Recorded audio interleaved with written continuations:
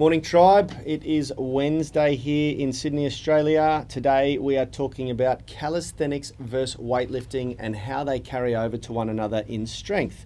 We're going to be also answering a couple of really good questions that have come in from our Movement Mastermind Tribe. All that and more coming up right after this. We are the gym that teaches people how to move instead of just exercise, because we believe that health is about performance, not just body image. All right, we're back. Now listen, before we get off, quick disclaimer, I want to apologise for yesterday's comment and the use of the word retard. Spainy, you've called me out, and I did apologise on yesterday's show. I will do my very best not to use that word ever again. Moving on. Well, yeah, we had a question from, who was the question from? Beau, Richie, can you flick over to the tab up there? Beauson 3121, I think, is his user tag on YouTube. Really good question. Beau, I'll talk to you directly. We've actually gone on our own little self-discovery. Well, why don't you say what the question is? Okay, yeah. Well, I was going to tie that in. Okay. He's asked, he very much prioritizes the strength in the primary weightlifting lifts, which is squat, bench, and deadlift. I think the common powerlifting lifts. And he doesn't want to lose strength and wants to keep developing strength in those lifts, but he also very much likes calisthenics and wants to practice calisthenics. And he's wondering how the strength carries over from one to the other, which is a really, really great question. Now, we're going to talk from both experience, both textbook, and also what we've witnessed. We witnessed a friend of ours many years ago, and I'll start with that because it's the longest. A really good friend of ours, Australian strength coach, Sebastian Orab. We've had him on the show a few times. He is a professional powerlifter. He trains some of the world's strongest people, actually arguably the world's strongest man right now, Hafthor Bjornsson. I don't think that's arguably. I think that's I'm pretty sure he is irrefutably the strongest man in the world. Yeah. And he's a very strong dude himself. He's one of the strongest in Australia. I'm not sure if he still holds the title of the strongest in his weight class, but he's certainly up in the top 3.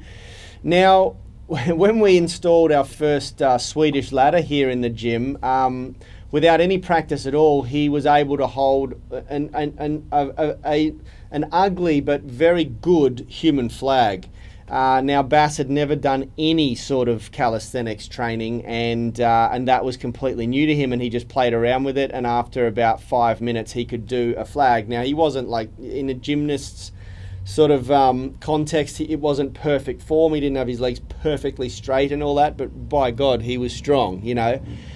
And so the strength that he had developed, he also had a 320 kilo deadlift. He had a 200 kilo bench press, I think a 205 kilo bench press at the time, and a very, very strong 250 or 260 kilo squat. Now, obviously all of that strength was very functional and carried over to the calisthenics, but he was at a very elite level, and I don't presume or expect that the people that we're talking to right now would be hitting those sort of numbers on the 3 primary lifts.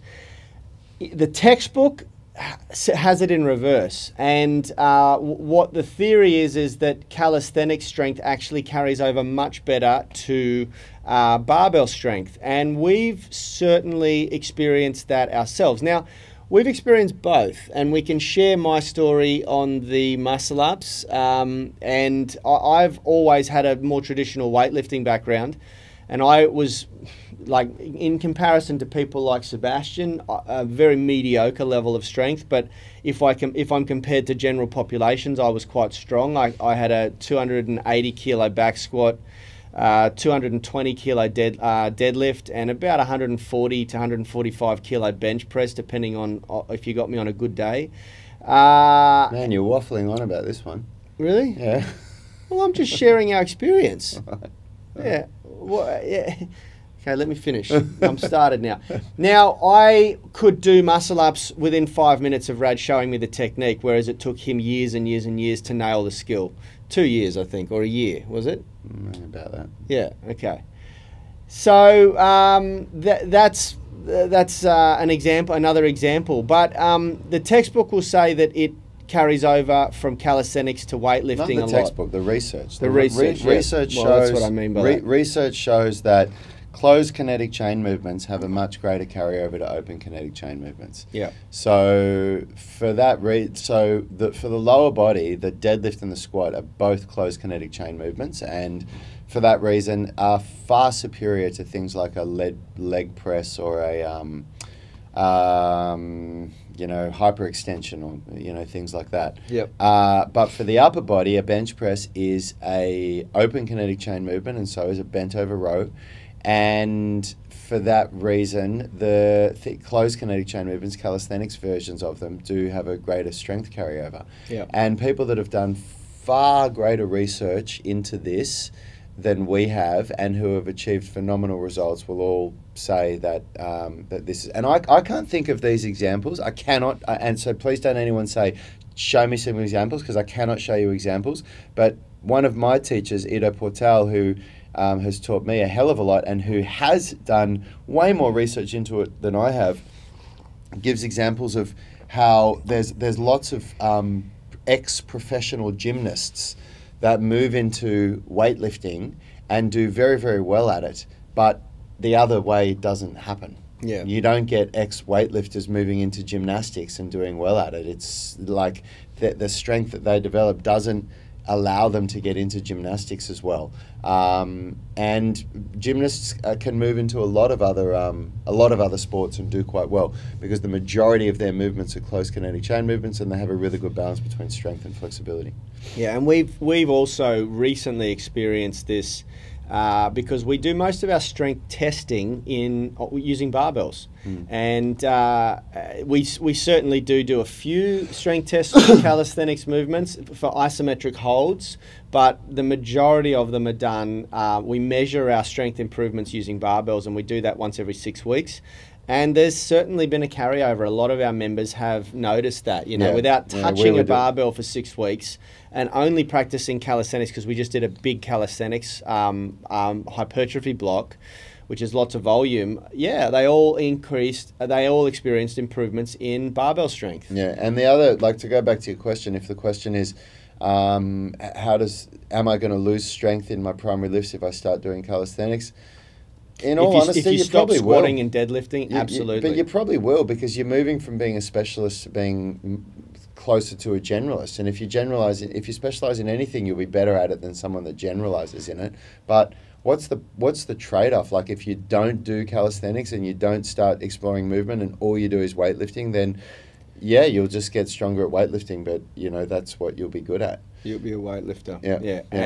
Look, the good thing with calisthenics is that it's a really, really it's a great way of exploring your own body, and it provides an apparatus almost anywhere you go. Like, you don't need to take a piece of physical equipment with you. It really frees you from the chains and shackles of modern gyms, which I really like. We were at the park on the weekend with my kids, and I just did a whole hand balancing workout. I practiced my press handstands and things like that. The other parents at the park were probably a bit freaked out, but it's just so cool, like, you can just do that. And there's so many great benefits to it. And my body feels, coming from a background of doing only weightlifting, my body feels a lot better now than it ever did before. Now, right now, I'm not the picture of health. I'm actually very sick. I've got what do you call it?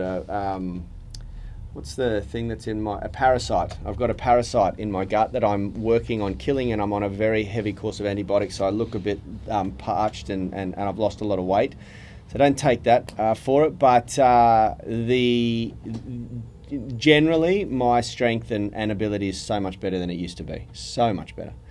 All right, I hope we've answered your question there. There is absolutely always a place for barbells, especially for the lower body.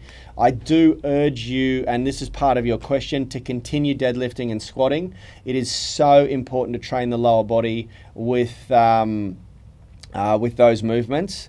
There's nothing, no calisthenics movement, not even the pistol squat comes close to being able to develop strength in your body than using a barbell. Would you agree? Of course. Yeah. Yeah, absolutely.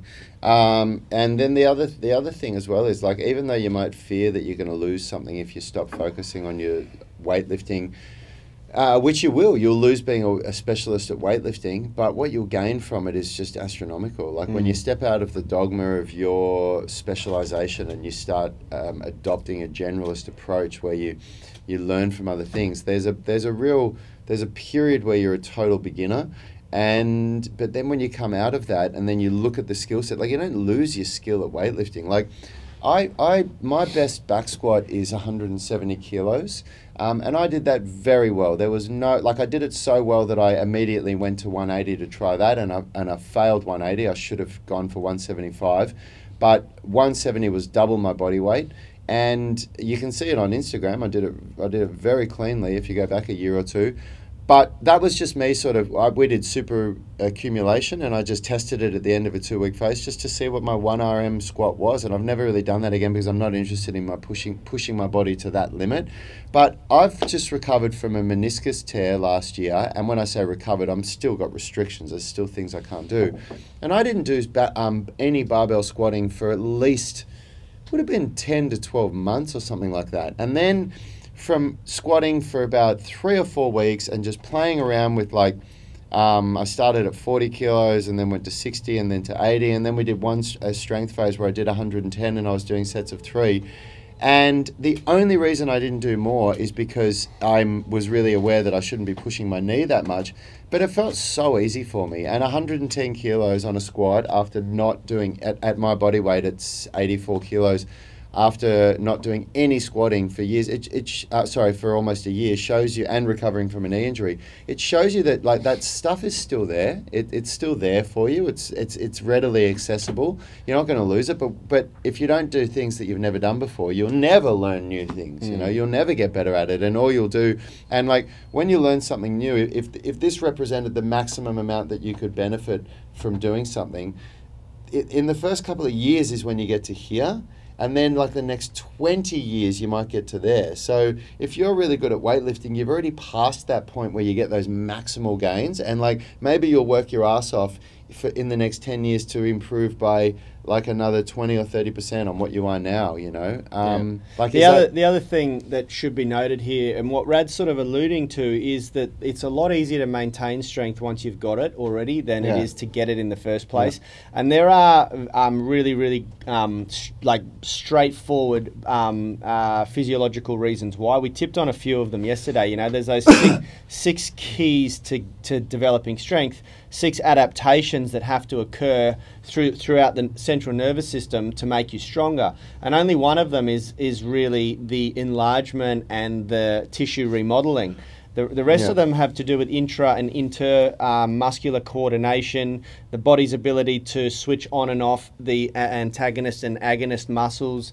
There's all these really cool things that occur in the body. There's the overall macro programming in the brain and the neurons that develop, and those things take a long time to override and to lose once you've gained them. It's kind of like the concept of learning to ride a push bike when you're a child.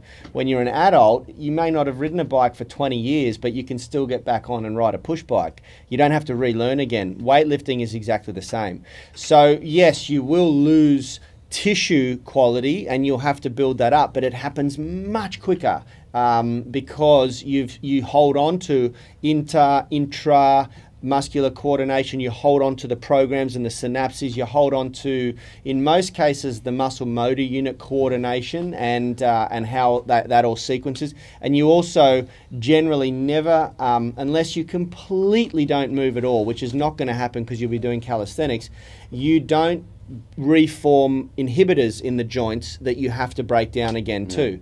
And if you, like, it might take you 2 hours a day of training to develop strength, it'll take you 20 to 30 minutes a day to maintain 90% of what you've developed. Yeah, absolutely. Easily. Absolutely. Easily. Like, if you think, like, whatever you can squat now, let's call it 100 kilos, you can squat 100 for 5.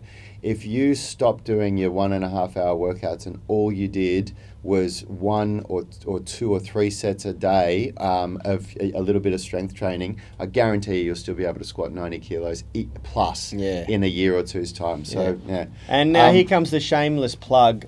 Find a program like the Foundation Movement System that focuses on both calisthenics and barbells and mobility, and you'll never lose. And I've put a link in the description of this video. We're doing an epic deal to celebrate the launch of our program. $75 for $744 worth of value.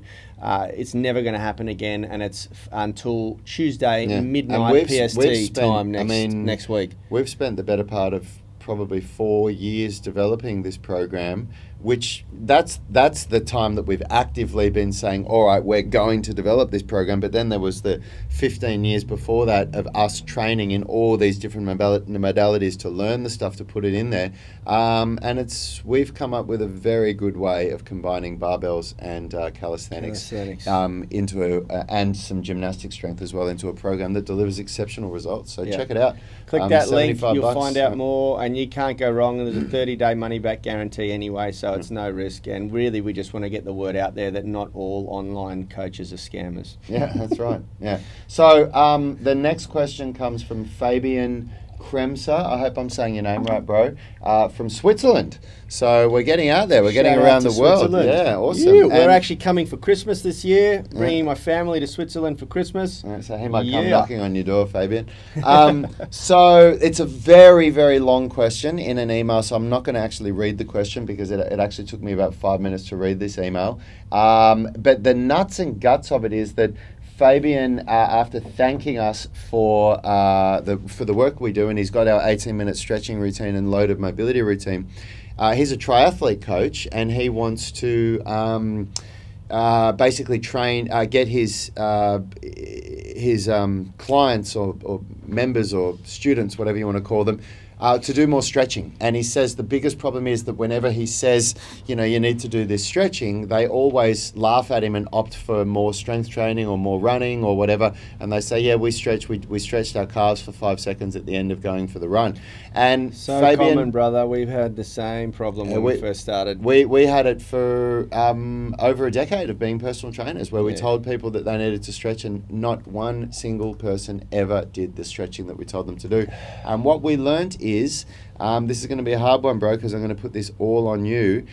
Monkey see, monkey do. And people will do what they see you do, and they will do what you make them do. So if you say to them, if you take a training session with them for an hour or 2 hours or whatever you've got with your clients, and all you do is running and swimming and cycling and strength work, and then you tell them at the end to do stretching, they'll never do it. It has to become a part of your routine. And yeah, you're going to have less time with them to do running training or strength training or whatever it is, you will. But if you don't do that, they will never stretch, and they're going to miss out on a massive amount of what movement skill and capability really is. And the writing's on the wall, man. Like, you know it. You said it to me in your email. We know as coaches now that mobility increases strength. It increases athletic performance. It does not decrease it. So without it, your athletes are suffering. They're not getting the best bang for your buck. And their shelf life is dramatically reduced. Yeah. And what I would do if I was you, I would be doing the loaded mobility routine, not the 18-minute routine, the loaded mobility routine at the start of your workouts. Every single session I would start. One of the ways that we did this, and we've moved literally to prioritizing mobility and flexibility, and we've played with different formats. We did it for the people who needed it most first. And that was the key. If someone has deficiencies in movement, you can do all sorts of different length tension assessments on them. We've been doing it for so long now that we can pretty much see it when someone walks in the door. But you can do squat tests, you can do all sorts of hamstring tests, you can do shoulder tests, bicep tests, all sorts of stuff, nerve entrapment tests, whatever, however far you go in your assessment. We used to do it all.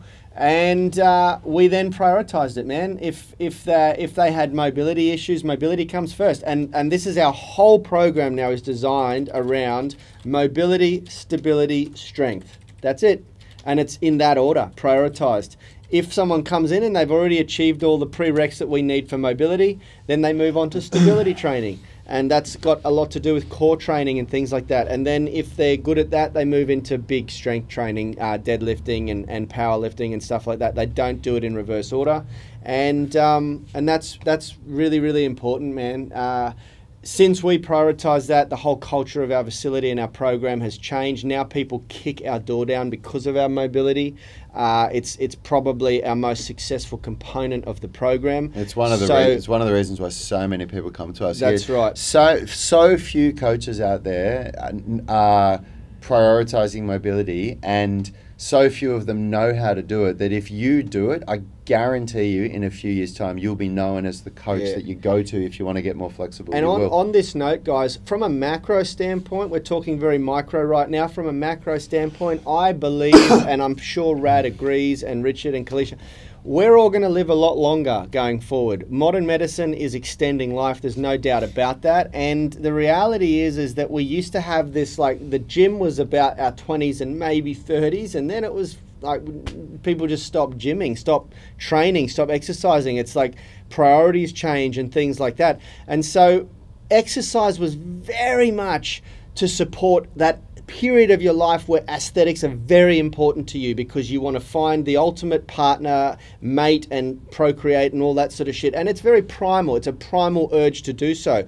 But this is shifting now, man, because now we got to start thinking about, okay, it's about longevity. We're not dying. It's not the average age of a male is not 55 years old anymore. It's 80, 90, and it'll soon be 100, and then 110 and 120. And people are starting to realize this. And all of the most wealthy entrepreneurs around the world and business owners, they're all investing heavily in longevity now, because they know that they're going to be able to afford the medicine that will keep them alive for a lot longer. And we're getting a lot more interest in our mobility and strength balanced training programs, because it's all about longevity now. We're about keeping people moving optimally for as long as possible. And, you know, we got guys crushing PBs. We did a story about a client of ours who's 56 years old.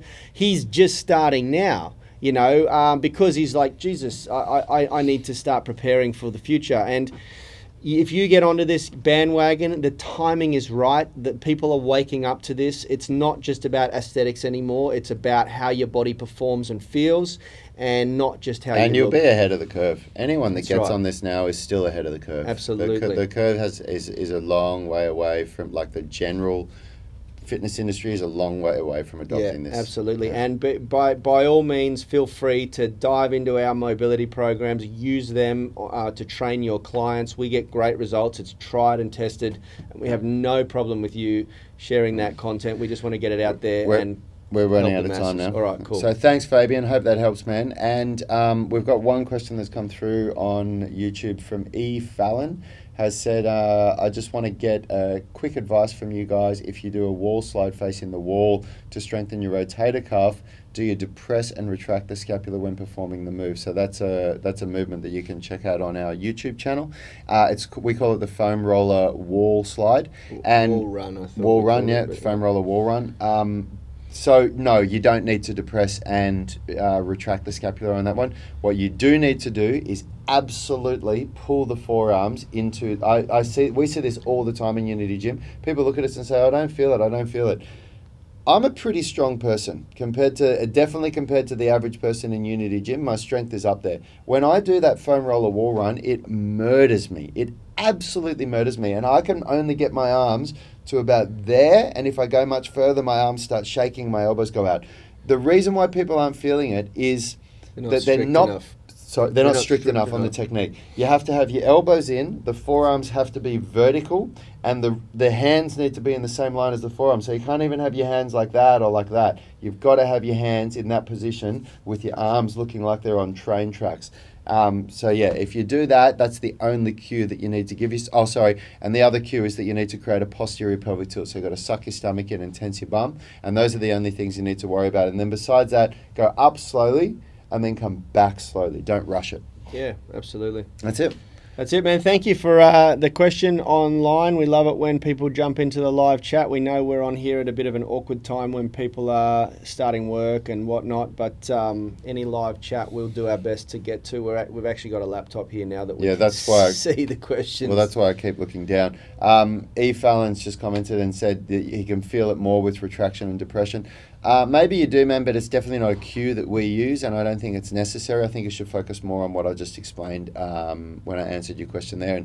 And let us know how you go. Try it for a few weeks and let us know how you go. Yeah, a few workouts. Yeah. Besides that, we're out of time now, so I hope you guys got something out of that, and we'll see you all. Just remember, guys, this flash sale that we're doing, $144 worth of value. It's our most favorite. $744 of value. It's a massive bundle. It's available for 7 days only. It went live this morning. This morning. This is 7 days. You won't get this again. We're doing this because to be honest, we're blown away as to by how many people think that programs online are scams. And I'm blown away by that because I just can't believe that there must be that many out there. We literally had 2 people come visit us in the gym to make sure that we were legit before they bought some of our online programs. So, anyway, jump on it. The link is in the description of this video. Hit it up. It's available till next Tuesday, 11:59 p.m. PST, Pacific Standard Time. Until tomorrow, guys, have a great day. We are the gym that teaches people how to move instead of just exercise, because we believe that health is about performance, not just body image.